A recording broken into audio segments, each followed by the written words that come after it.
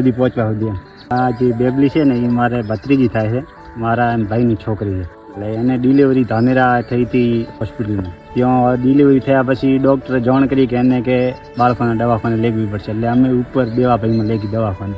ત્યાં ચેક કરાયો એટલે સાહેબે કીધું કે એને અન્નનળીની તકલીફ છે, એટલે કે ઓપરેશન કરાવવું પડશે તમારે, કે બીજી હોસ્પિટલની કે મોટી હોસ્પિટલ ગોતવી પડશે. પછી અમને એવું થયું કે મારે મોટી હોસ્પિટલ ગોતવી પડે તો પછી અમે શંકરભાઈ ચૌધરીના જે કાર્યાલય થરા છે ને ત્યાં કોન્ટેક કર્યો એટલે સાહેબે ત્યાંથી વ્યવસ્થા કરાવી તાલુકા હેલ્થ ઓફિસરની. એટલે એ ટીમ આખી ત્યાં દવાખાને જાય દેવાભાઈના. ત્યાં આવીને બધું ચેકઅપ કર્યું. પછી એમને કીધું કે તમારે કે સિવિલમાં દાખલ થવું પડશે. એટલે એમને બધું સંદર્ભ કાર્ડને બીજું ભરીને આપ્યું.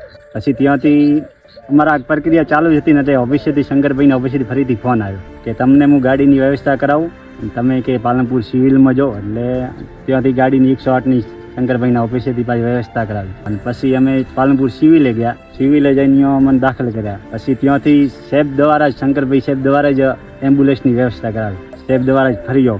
અને અમને રાતનો લગભગ અને એમ્બ્યુલન્સમાં એક સિવિલથી ડૉક્ટર ભેગો મૂક્યો ત્યાંથી. અને પછી રાતનો લગભગ 2 વાગે અમે અમદાવાદ સિવિલે પહોંચ્યા. ત્યાં પહોંચીને પછી પેલા ડૉક્ટર 4 વાગ્યા સુધી અમારી જોડે રોકાણા. અને ત્યાંથી પછી બીજે દિવસે ઓપરેશન કરાવ્યો. અને સતત કાર્યાલયથી શંકરભાઈના કાર્યાલયથી સતત બીજે ત્રીજે દિવસે કાંઈ ફોન આવતો જ રહ્યો. ખૂબ સારી સંભાળ લીધી.